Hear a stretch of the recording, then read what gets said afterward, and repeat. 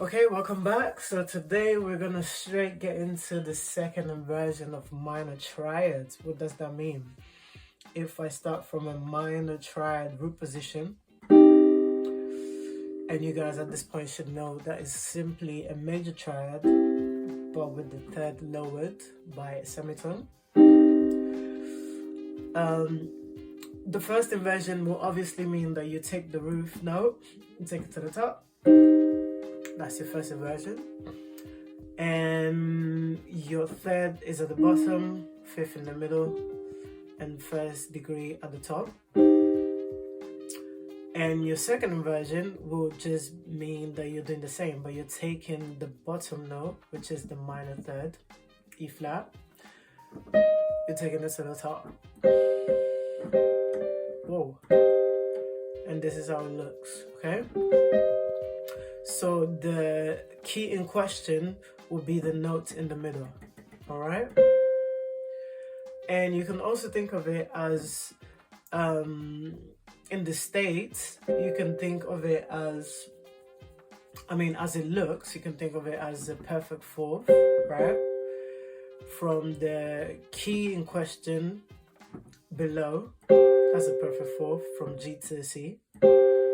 And then from C to E flat, that's a minor third. Okay, so you combine them and you have a second inversion, minor triad second inversion. So let's say if I follow that criteria and I want to find out the minor second inversion of, I don't know, G sharp, I would keep in mind that G sharp is in the middle. Okay, and on the top, I will build a minor third. Okay, so that's your minor third. And on the bottom, simply a perfect fourth from the G sharp, which is E flat. Then combine them together, and boom, that's your second inversion. I think that's the quickest way to remember it. You can remember the shape, like try to memorize it, but I don't really recommend it because it makes more sense to approach it logically, but also the more you practice them, right, you're going to eventually get used to them. Another way to obviously there's another way to memorize it visually as well. Every time that you see the space is bigger, right, on the left side, as you can see, there's a bigger space, and there's a smaller space or interval. That should give you a clue that this is a second inversion, right? As opposed to the first, where the bigger space or bigger interval is on your right side instead, okay? And obviously the key in question is at the top. But for the second, space is bigger on the left side, okay? And on the right side, the space or the interval, I might say, is smaller, and the key in question is in the middle. Okay, so 5, 1, 3. But in the first inversion, it's 3, 5, 1. Okay, so let me get into it, and I'll show you in all keys how to play them, and also with the left hand, and then both hands slightly faster chromatically.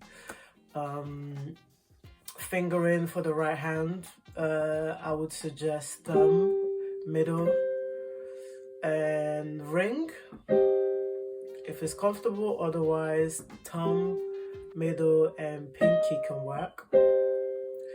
But as we know, if you're working chromatically, you might end up switching them, and there's nothing wrong with that. But whatever works for you, and it's easier. I always suggest to try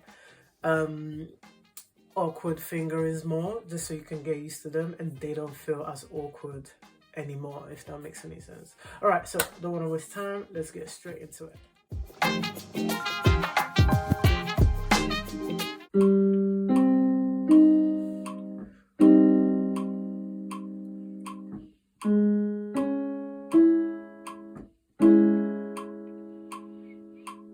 So